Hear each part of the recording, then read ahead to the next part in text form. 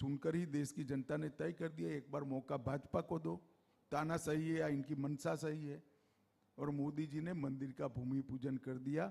और मैं पूरे गुजरात के मतदाताओं को कहना चाहता हूं, 2024 का आप अयोध्या का टिकट बुक करा दीजिए, वही जगह पर जहां रामलल्ला जन्मे थे, भव्य मंदिर 2024 में आपको दिखाई पड़ेगा और आप दर्शन कर पाएंगे। हमने कॉमन सिविल कोड के लिए भी, जब से हमारी पार्टी बनी, हमारे एक भी घोषणा पत्र ऐसा नहीं था कि कॉमन सिविल कोड नहीं होगा, नहीं चाहिए, हम हटाएंगे उसको। इसकी भी शुरुआत हो गई है। उत्तराखंड ने कमेटी बना दी, गुजरात सरकार ने कमेटी बना दी, हिमाचल ने अपने घोषणा पत्र में रखा है। और धीरे धीरे देश में एक बहस छिड़ गई है। मुझे पूरा भरोसा है कि कॉमन सिविल कोड पर भी देश की जनता यही फैसला करेगी जो धारा 370 और राम जन्मभूमि के लिए किया है। आपने अभी बताया कि एक कमेटी बनाई आपने, क्या आपको लगता है कि अगर अगली सरकार आपकी आ रही है, जैसा कि आप मान रहे हैं और मैं भी अगर उसको मानूं, तो उसके टाइम तक अगली सरकार में फिर कॉमन सिविल कोड जो है हम उसको होता हुआ देखते हैं? निश्चित ही हो जाएगा। ये कमेटी की घोषणा नहीं करी, कमेटी बन चुकी है जी, उसका अस्तित्व आ गया है। उसने सारे पक्षों से चर्चा कर अब आगे इंप्लीमेंट करना है। राजनीतिक मंशा हमारी बहुत स्पष्ट है। जब कैबिनेट ने प्रस्ताव किया है तो भारतीय जनता पार्टी की सरकार की राजनीतिक मंशा का परिचय तो हो ही गया है और हमारे निर्णय का भी परिचय हो गया है। अब फॉर्मेलिटी आगे करनी है। आप जीत रहे हैं, रिकॉर्ड तोड़ रहे हैं, तो फिर एक सवाल है, फिर इतनी मेहनत क्यों? दिन रात लगे हुए हैं, प्रधानमंत्री लगे हुए हैं, आप लगे हुए हैं, पूरी ताकत झोंक रखी है।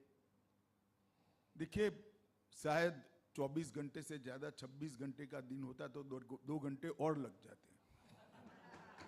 आपने भारतीय जनता पार्टी का स्टडी नहीं किया है जी। हम वो पार्टी है, जब सत्ता मिलने की कभी भी संभावना नहीं थी, तब देश के प्रमुख राजनीतिक दल कांग्रेस और जवाहरलाल नेहरू के खिलाफ हमारे नेता श्यामा प्रसाद जी ने पार्टी बनाई थी। हमारी आइडियोलॉजी को लेकर बनाई थी और सहन तरीके से धीरे धीरे हमने देश भर में कई हजारों चुनाव हारने के लड़े हैं, मगर इतनी ही तन्मयता से हमने प्रचार किया है। प्रचार का भारतीय जनता पार्टी का लक्ष्य है हमारी विचारधारा को हर मतदाता के पास पहुंचाना, हर गृहिणी के पास पहुंचाना, हर युवा के पास पहुंचाना। जहां पर भी चुनाव है, मानो अभी गुजरात में, तो हर मतदाता का संपर्क करना, चाहे भाजपा का वो समर्थक हो न हो। हमारा काम है उसके पास जाकर हमारी आइडियोलॉजी के लिए कन्विंस करने का प्रयास करना। और जो भारतीय जनता पार्टी के समर्थक है वो सबको रिक्वेस्ट कर चुनाव के दिन मतदान करा।